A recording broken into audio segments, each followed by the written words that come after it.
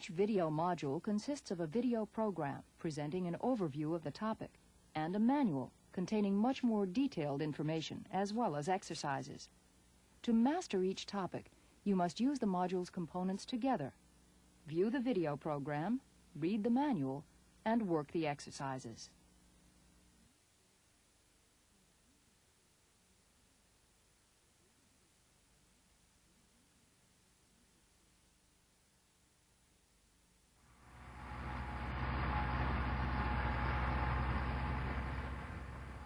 In the preceding video library module, we talked about cements and cementing practices. A continuous, competent sheath of cement around the casing is very important to the safe, efficient production of oil and gas from our well. Now comes the next important step, selectively opening those zones we wish to produce by perforating the casing, cement, and the formation. Perforating is not just a matter of punching holes in the casing. If our well is to achieve its potential, those holes must be deep enough to reach past any formation damage caused by the drilling and cementing process. They must also be of sufficient number and arrangement to allow the formation fluids to flow into the wellbore unhindered. They must be unobstructed by mud or debris, and finally, they must be in the right position opposite the zones we have identified as productive prior to setting our casing. Accomplishing these objectives in a safe and cost-effective manner is the goal of any perforating program. Poor perforating practices can easily make a 200 barrel of oil per day well out of a discovery with perhaps 2,000 barrels of oil per day potential. Good perforating practices can help us maximize the value of the hydrocarbons we've found. In this module, we shall first outline the basic perforating options available to the engineer. We shall find out that achieving the objectives just mentioned may require a few compromises, with the exception of safety, which should never be compromised. We shall also take a look at the work that has been done to relate perforator performance to well productivity, the final measure of our success. And we shall follow the progress of a perforating job, taking a close look at each important procedure. First, let's look at just what perforating options exist. Cased holes may be perforated in several ways. Using conventional casing guns run into the well on electric wireline through wireline pressure control equipment. Using through tubing guns run into the well after the tubing has been installed. Or using tubing conveyed perforating guns run on the bottom of the tubing string and detonated using mechanical, electrical, or pressure-activated firing mechanisms. With each of these delivery methods, there is an option of perforating. Overbalanced, with a higher pressure in the wellbore than in the formation, or underbalanced, with a wellbore pressure lower than formation pore pressure. Also, the delivery system for placing the shaped charges at the proper location via wireline may be categorized as one of three possible types. Retrievable, consisting of a cylindrical hollow steel charge carrier, which is retrieved after firing and may then be discarded, as in the case of scallop guns, or reused several times, as in the case of port plug guns. Semi-expendable, in which case the perforating charges are conveyed into the well on a retrievable metal or wire carrier. Or fully expendable, where the charges and carrier linkage disintegrate on detonation, and only the wireline is retrieved. Generally speaking, the larger diameter casing guns run via wireline will carry larger charges and thus give larger perforation diameters and greater penetration depths than the smaller through tubing guns. Through tubing perforating, however, is a more practical method for underbalanced perforating than using conventional casing guns, and underbalanced perforating can help maximize productivity. Tubing conveyed perforating seems to provide a means to combine both the larger high-performance guns with the flexible pressure conditions.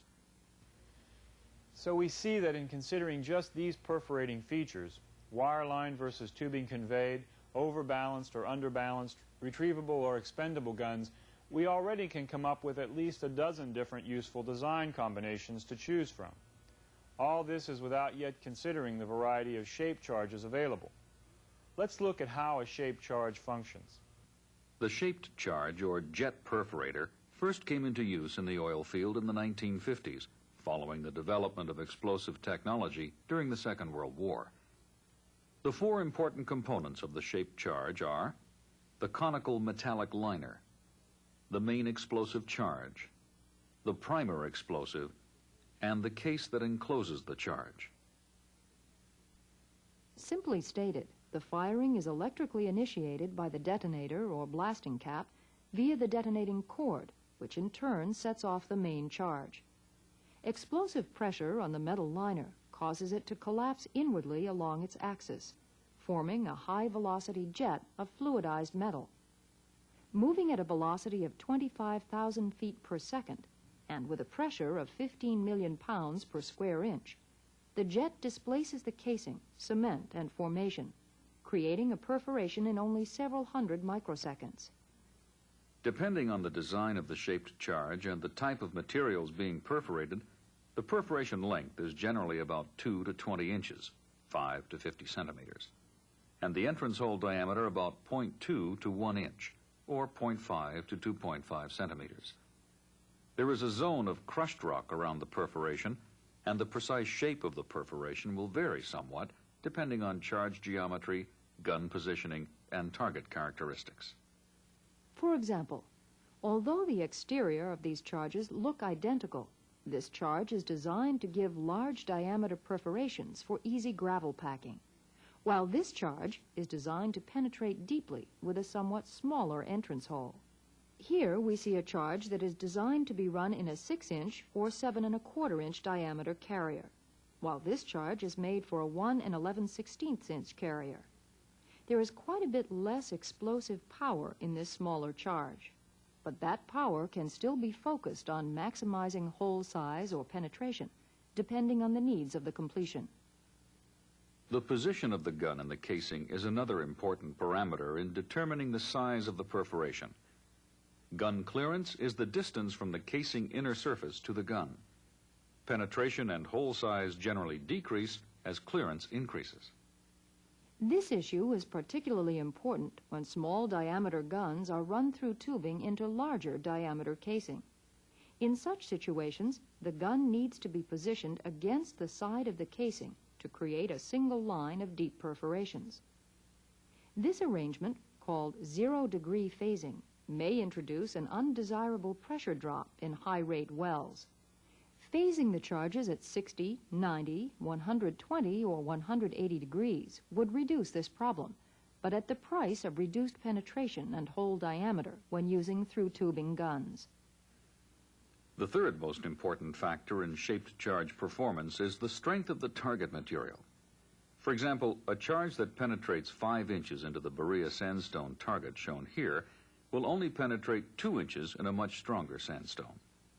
In deep reservoirs where the formation effective stress is great, the penetration depth may be much less than surface tests indicate, and this factor must be considered when choosing a perforator. Charge performance is also affected by the quality control applied during its manufacture, where precise control of the liner and charge dimensions is critical. The care with which the charges are stored and transported is also quite important. Charges should be stored in sealed boxes until ready for use. Correct alignment of the shaped charges within the charge carrier, whether it be a semi-expendable strip carrier, a port plug gun, or any of several types of scallop guns, is a very important final step in the gun assembly process. The added cost of quality control in manufacture and assembly is a wise completion investment. We mentioned the three categories of wireline perforation systems: steel hollow carrier guns, semi-expendable guns, and fully expendable guns. Let's take a look at some of the advantages and disadvantages of each option. In the case of retrievable hollow carrier guns, the charges are positioned and sealed within a steel cylinder, surrounded by air at surface pressure. Each charge is aligned with a threaded port plug in reusable guns, or behind a thinner portion of the carrier wall in scallop guns. Semi-expendable guns typically consist of a series of individually sealed charge cases designed to disintegrate after firing, leaving only the carrier strip or wires to be retrieved. In the case of fully expendable guns, only the wire line remains to be retrieved.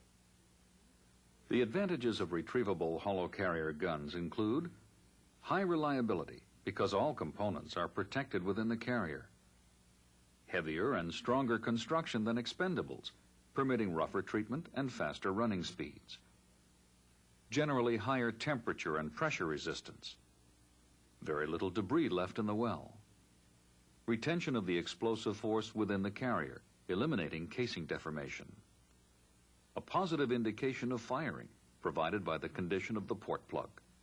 On the other hand, even small diameter retrievable guns may have trouble running inside crooked tubing because of their rigidity. The carrier takes up more space and the charges may have to be smaller than comparably sized expendable guns, and the weight of the gun assembly may limit its length and thus the interval that can be perforated on a single run into the well. Considering expendable guns, we can say that they are generally cheaper and easier to assemble, are somewhat lighter and more flexible than hollow carrier guns, and size for size generally offer more penetration than comparable retrievable guns that can be run in the same size tubing. However, expendable guns can deform casing when detonated, leave substantial amounts of debris in the well, and are generally not as sturdy, leak-proof, and resistant to pressure and temperature as retrievable guns. The typical sizes and specifications of casing guns and through-tubing guns are detailed in your manual. In designing a perforating program and choosing a perforator, the engineer must consider the relative importance of hole size, penetration, and shot density. The size of the completion tubular components and the extremes of pressure and temperature are also important to the choice. For example, we may be convinced of the need for perforating underbalanced and through tubing in a given situation. If we suspect serious drilling damage, we may decide to use expendable charges for maximum penetration and accept the risk of gun breakage, extra debris, and possible casing damage. However, if the well is deep and hot, the durability of a hollow carrier may be important enough to bargain some loss of penetration for a higher percentage of properly fired charges. Each situation requires careful consideration of the alternatives. Making such decisions requires that we be able to test commercially available charges and compare their performance, then extrapolate that performance to downhole conditions and its effect on actual well productivity. Currently, the industry relies on standard testing procedures developed by the API for evaluating well perforators. These procedures include a surface field test carried out in casing cemented within a concrete drum and a laboratory test carried out using a Berea sandstone target placed inside a special core holder designed to permit flow through the perforation. These tests do not duplicate bottom hole well conditions precisely, so the data on perforation dimensions and cleanliness are not always useful in an absolute sense. However, if the tests are carried out correctly, the results can be used in a relative sense to compare commercially available charges. Examples of the API test data recording forms are shown in your manual, along with a summary of the API tests themselves. But the true effectiveness of any perforator is measured in the well's productivity. Attempts to determine the relative importance of perforation parameters on well productivity have led to the development of mathematical models to simulate perforations. As these models become increasingly sophisticated, more is learned about perforation behavior. Through this research, which is discussed in your manual, we can now make some qualified generalizations about the relative importance of the four basic perforating parameters: shot density, or number of shots per unit length, penetration, hole size, and phasing.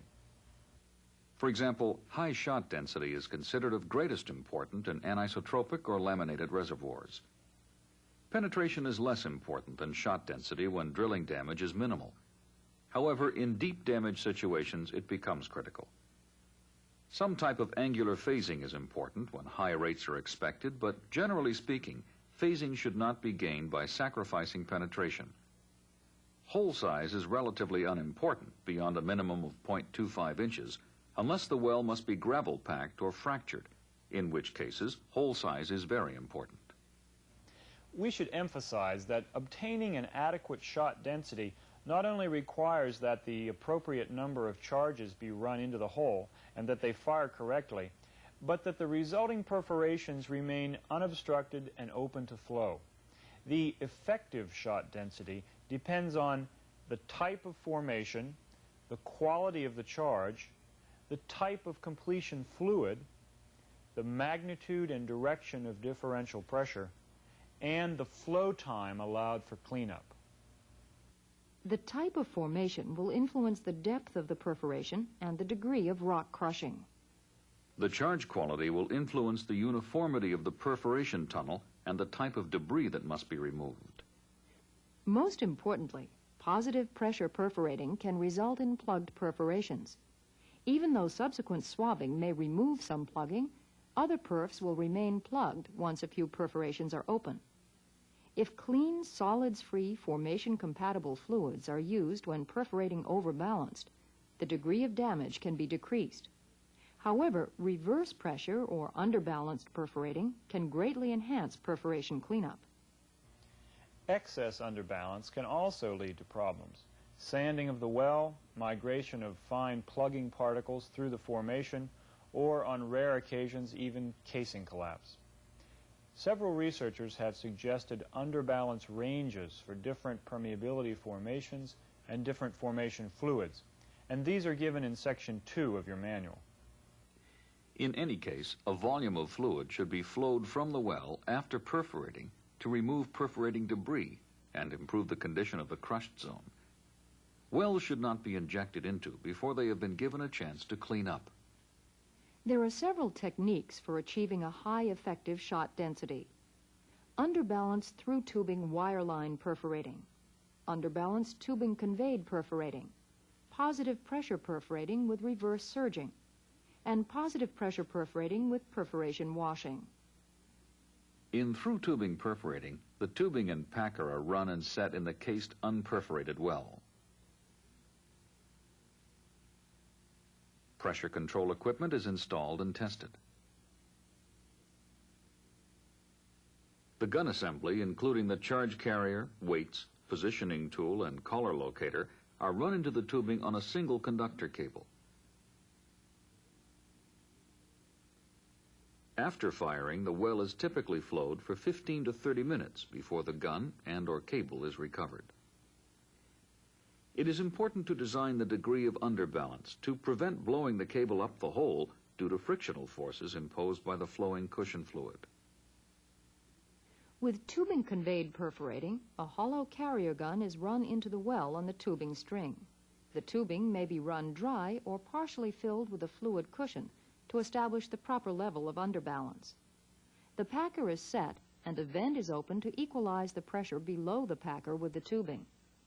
The gun is fired using mechanical, electrical, or pressure activation, and flow is immediately established through the vent. The gun may then be dropped into the rat hole for full-bore flow. Compared to through tubing perforating, we can say that tubing conveyed perforating, 1, allows greater penetration and multiple phasing because larger guns can be effectively centralized by virtue of their size. 2, permits a greater degree of underbalance without risk of blowing the gun up whole.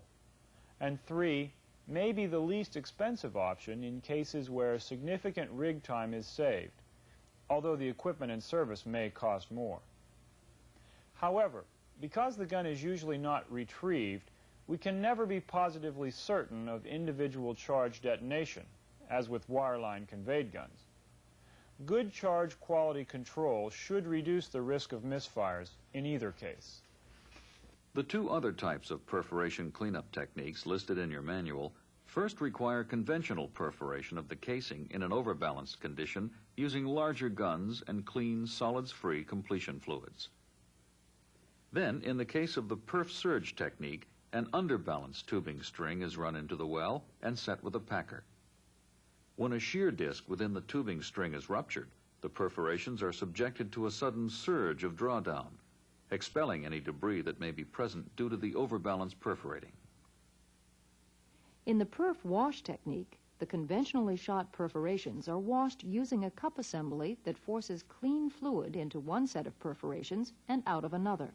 Generally speaking, tubing conveyed perforating is more consistent in obtaining clean perforations, followed by the perf surge and then the perf wash techniques. In your manual is a discussion of the important points to be observed when perforating for gravel packing and for fracturing. Gravel pack completions are typically shot with large hole diameters and high shot densities to facilitate the placement of gravel pack sand within the perforations and to minimize producing fluid velocity through the perforations. Perforating prior to fracturing is typically done with conventional casing guns and positive pressure. Phasing of the perforations may increase the likelihood that the perforations will come close to aligning with the azimuth of formation fracture. When several zones must be fractured, limited entry fracturing is sometimes employed.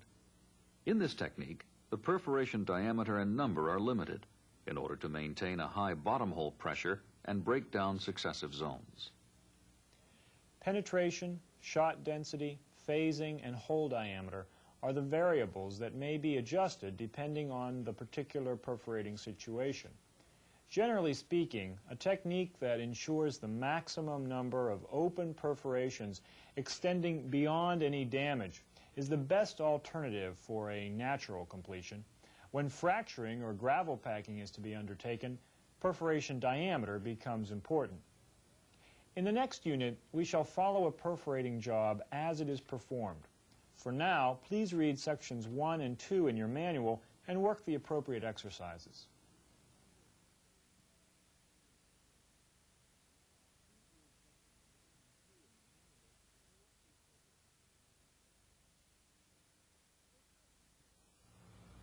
Most companies that offer perforating services also offer a variety of open hole and cased hole logging services.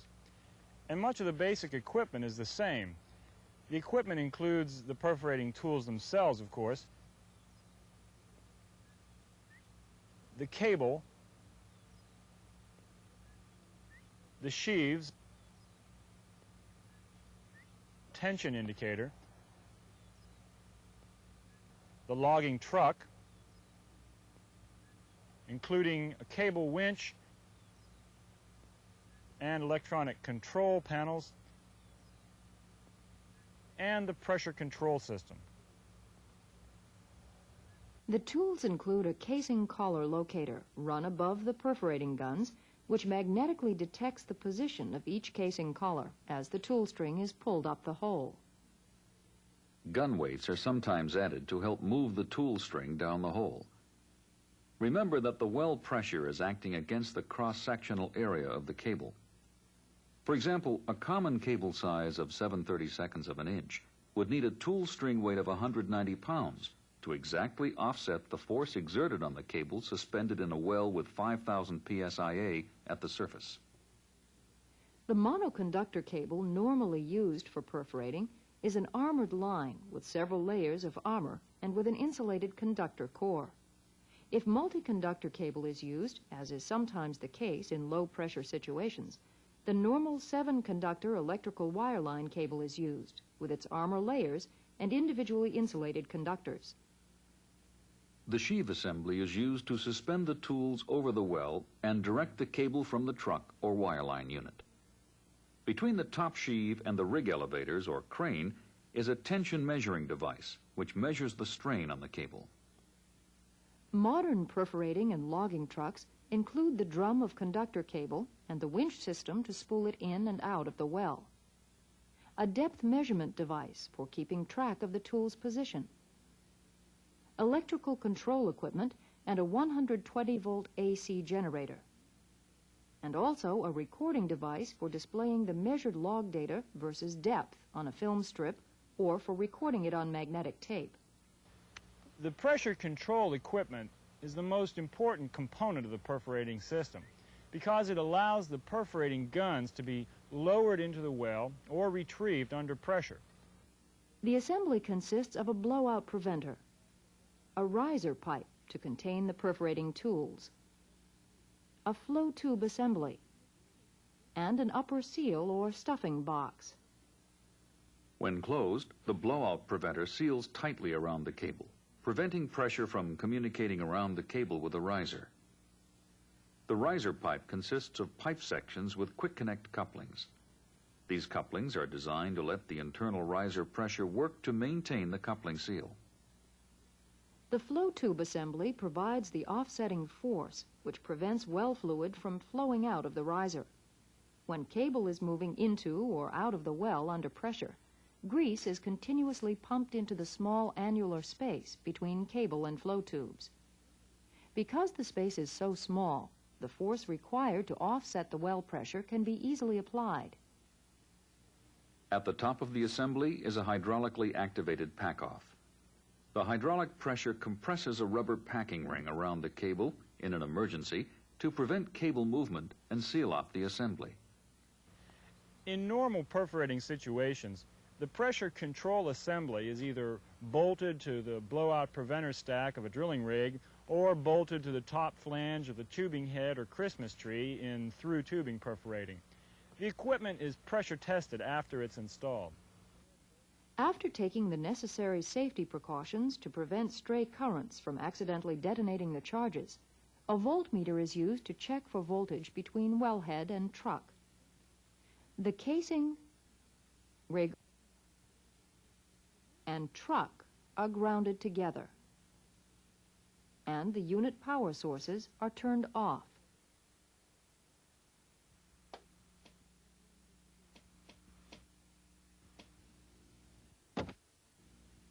After the guns are assembled, a special procedure is followed by the service company engineer to carefully arm the charges with the blasting cap used to detonate them. The cap is held in a specially designed safety tube while the arming is accomplished. Of course, the perforations must be correctly positioned in the well opposite the formations we wish to produce. Generally, we have some type of open hole log which indicates the productive formations and the depths at which they were found. These depths are measured relative to the Kelly bushing of the drilling rig on location when the well was logged. When we wish to perforate, the hole will have been cased and the rig may or may not be on location. So how do we pick the correct point to perforate?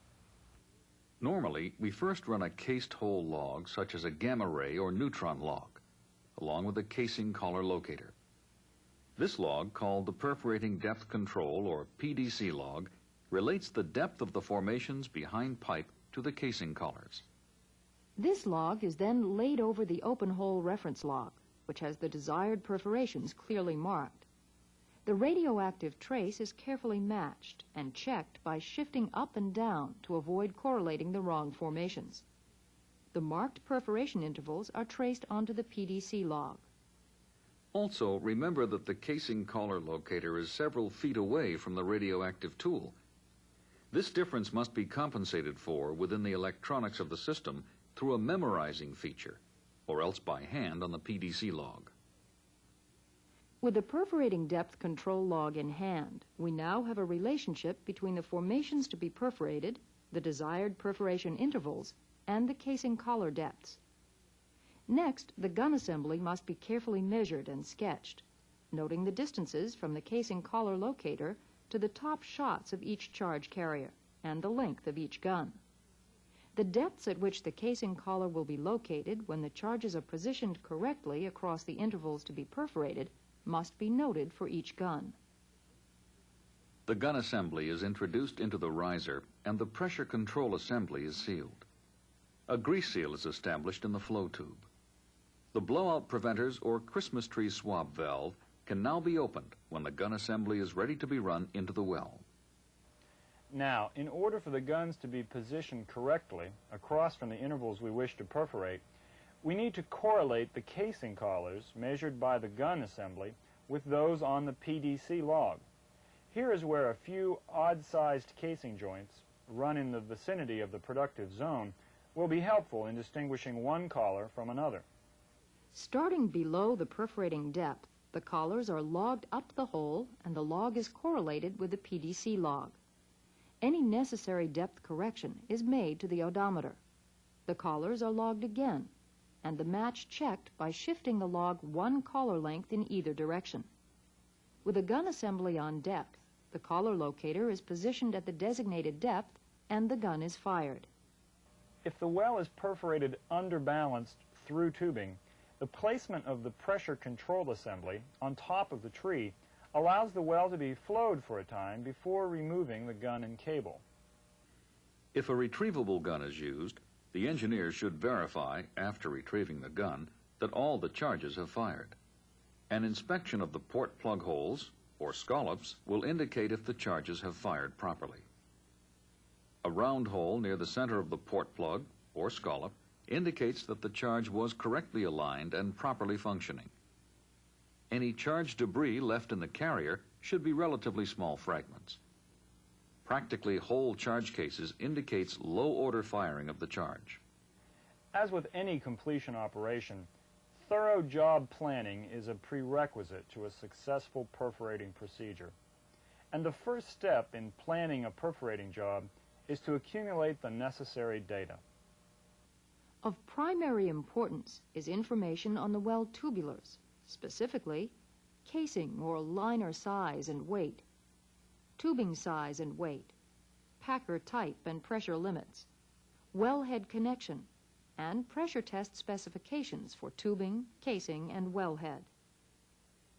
Other conditions that must be specified or estimated include expected bottom hole temperature, formation pressure and bottom hole pressure desired, formation and wellbore fluids, fluid levels in tubing or casing, surface pressures, pressure and rate limits for surface facilities, and the need for H2S equipment, if any.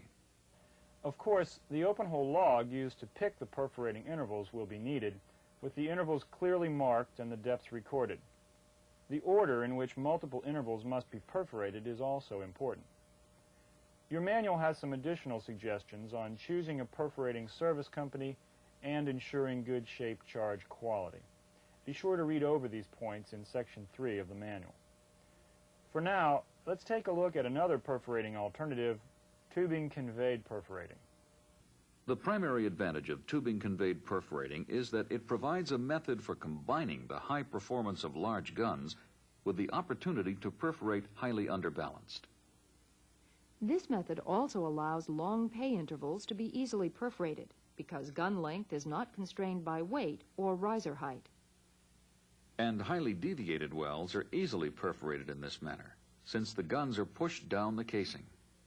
The basic tubing conveyed perforating assembly includes steel hollow carrier guns, a firing head operated by mechanical, hydraulic, or electronic means, a production vent to permit flow into the tubing below the packer after firing, a gun drop sub, which permits the release of the gun assembly into the rat hole, a production packer, and a radioactive tag sub, which permits a through-tubing gamma ray to precisely position the assembly.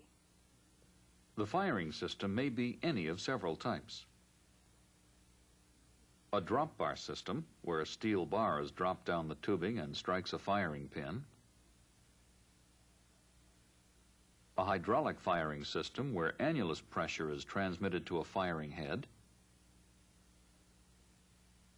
A wet connect system, which utilizes an electric wire line run through the tubing.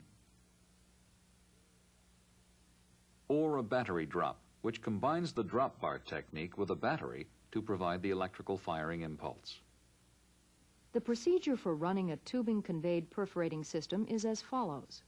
First, the guns are assembled vertically in the derrick. Followed by the firing head, or heads if a backup system is used.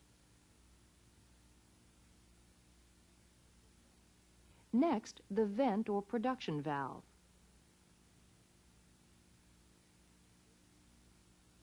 The release sub.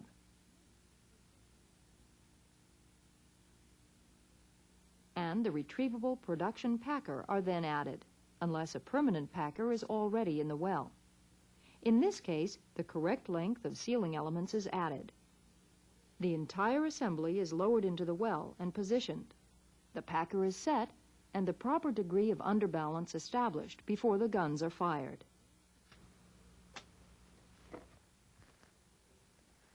Ideally, the shape charges create deep perforations which are instantaneously flushed clean of debris, as each and every perforation contributes to the flow of formation fluids up the tubing and into the testing facilities. Realistically, though, even the best efforts may require some reperforating to achieve the expected results.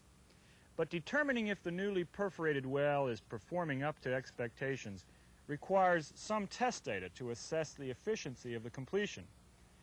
Tools are now becoming available that will allow the engineer to immediately measure downhole pressure, rate, and temperature, even before the guns are retrieved, allowing for the selective reperforation of any poorly performing intervals.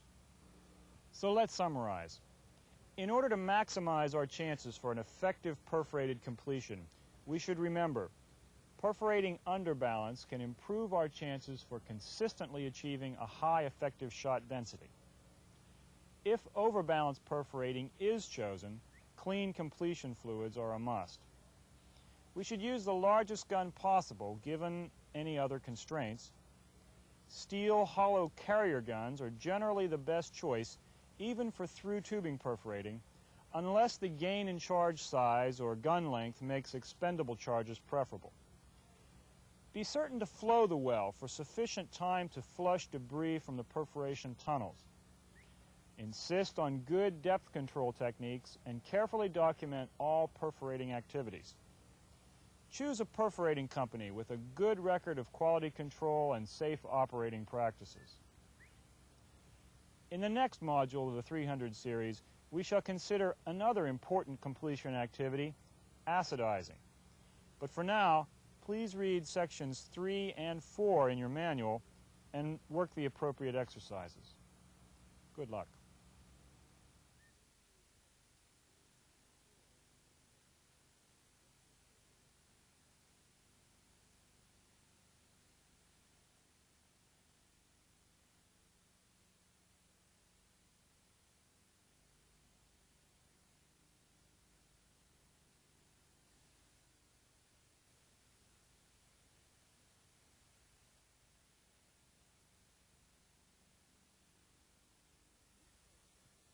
This program has been sponsored in part by the following companies: Agip, Aramco, Chevron Corporation, Mobil Oil Corporation, OxyCity Service Oil and Gas Corporation, Petro-Canada Incorporated, Phillips Petroleum Company, Schlumberger Limited, the Shell Companies, Texaco Incorporated.